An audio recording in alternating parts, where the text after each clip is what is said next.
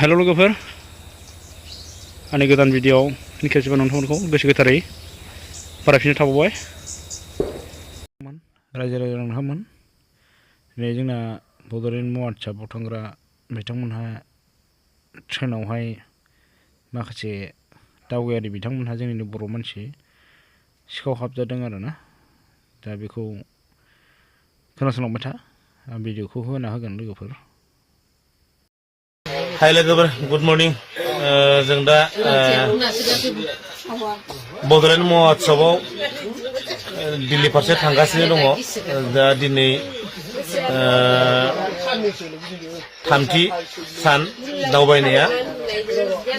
बे थामथि सानाव जों दिनै मोनहैसिगोन दा 12-1टासोआव मोनहैगोन नामा साननि नाथाय जोबोद दुखुनांथाव खौरां आं नोंथांमोननो बे गोजोन फुंबिलियावनो माने गाज्रि खबरसो माने सावरायलायनो बा होननो फोरमायनो थाखाय आं बे भिडिअखौ बानायनाय जादों जों जेब्ला बे ट्रेनाव फैनानै दिनै मोनहैसिगोन जों जायगासिम मिटिं जानाय जायगासिम बे फैबाय थानाय ट्रेना जोंनिया स्पेशल ट्रेन नाम्बार 2 जोंनिया बे ट्रेनाव गोबां जेंना जाबाय थाबाय फैबाय थानाय समावनो गिबि समावनो जों रङियाव जेब्ला गाखोदोंमोन बेवहायनो सोरबा माने सिट जायगा मोनैनि बा उसुबिदानि थाखाय खावसे थाबोखाबाय आरो फैनानै खावसे सालाकाटियाव बारजुमबाय खावसे थाबोबाय स्टेशनाव आरो खावसे फैनानै आरो गुबुन मोनसे जायगायाव फैनानै बेवहाय माने ट्रेननि सेनखौ बोदों होननानै नंखाय फाव फान्दायनाया बिथांमोना मा होनो सोरबाया बोदोंनो नाथाय बिथांखौसो बोदो साननानै बिथांखौ RPF माखासे नारजि खालामनानै लाखिनाय जादों आरो बिथांखौ दा हगारफिनबाय आरो बेखौ बारबोखांनाय लोगो लोगोनो माने दसे थानानैनो आरोबाव जोंनि बे स्पेशल ट्रेन 2आनो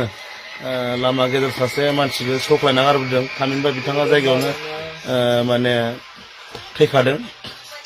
आरो दा फैयै जोंना मोननोसै समाव ओरैबायदि दुखुनांथाव खौरां जोंनि बे ट्रेनावनो हरनि समाव उन्दुलांनानै बा सोरांसि 2टासो समाव गोबां सिखाव हाबदों बेवहाय बे लखनौ मोननायनि सिगांनो लखनौ स्टेशन मोननायनि सिगांनो गोबां सिखाव हाबदों जायनि जाहोनाव जोंनि गोबां मुवा बेसादफ्रा गोमादों जेरैहाय आं नोंथांमोना दिन्थिनो नागिरदों नैबे जोंनि बायदेव बे बायदेवनाबो मा होनो बे खोरखिखौ बिथाङा माने मारियाखैमोन मारिदों माने बे ग्लासाल' स्रों नुजा हादोंमोन बिजों बाहेरजों नाहरनानै लांफैखो ना सिंजों फैना हाबफैखो बायदेवनि बेग फैसा गासिबो मबाइल बिथांनि मबाइला 19,000निमोन आरो लोगोसे फैसा 7,000 आबौ बेसेमोन 7,000 फैसा 7,000 नो बायदेवखौ लांदों जिङावनो बे बायदेवमोनाबो उन्दुना थादोंमोन खिन्थु बायदेवमोना गावबा गावनि मासियाव मादों बिथांमोना उन्दुदों खिन्थु थर मोनाखै आरो आब' बे सायाव उन्दुदोंमोन आब' थर मोनाखै नै सेकेन्डआव आरो आंनि हिन्जाव उन्दुदोंमोन नै बे गाहायथाराव आब'मोन बेनिफ्राय साइड मोनसेजों आब' बे अखन्दाया नै एकदम साथारावमोन थर मोनाखै आरो नैबे आदायाबो जोङो मोनसे बेक साइडआवमोन बेनिफ्राय नै बाबु बेनिफ्राय नैबे आब' बोरै आब'आ नै साथारावमोन बे साथारावमोन आब'आ नैबे आब' थर मोनाखै बे भाइजों आंजों बे भाइखौ सिनायोना बे भाइजों आंजों बेहायनो मादोंमोन थर मोनाखै जोंबो आंनि हिन्जावाबो बेहायनो नुदों आब' सिथाराव आंनि हिन्जाव गेजेरावमोन आब' सायाव थर मोनदिया नाथाय सिखाव मा समाव लाना थांखो बे जोंनिनो बे ट्रेनावनो आरोबाव गुबुन मोनसे दाब्बायाव मुसलपुर डिस्ट्रिक्टमोन ना मुसलपुर डिस्ट्रिक्टनिफ्राय आइजोफोरानो नायसोनाबो आइजोफोरनिफ्राय माने सानै मानसिनिफ्राय ना मा होनदों सानै आइजोफोरनिफ्राय फैसा मबाइलफोर लांदों होननानै खोनानो मोननाय जादों दा बेनिखायनो जाय बे जोंनि बे ट्रेनाव गाखोदों बा जाय बे हाबाफारियाव बाहागो लानो होननानै फैदों बिथांमोना एसे सेन्सियार जा मानि बेगफोरखौ मोजां ला मबाइलफोरखौ मोजां ला उन्दुनाय समाव खोब सेन्सियार जा गावबा गावनि मुवा बेसादफोरखौ सामोलिला नङाबा सिखावा जोंनि थाखा फैसा बा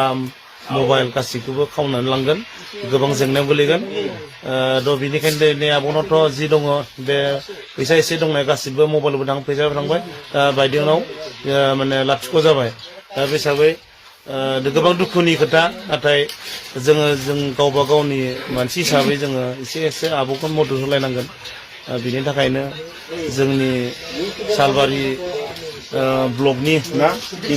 डिस्ट्रिक्टनि आफादगिरि आदायाबो गनेन आदायाबो 1000 होलांबाय बायदेवनो आरो जोंनिनो बाक्सानिनो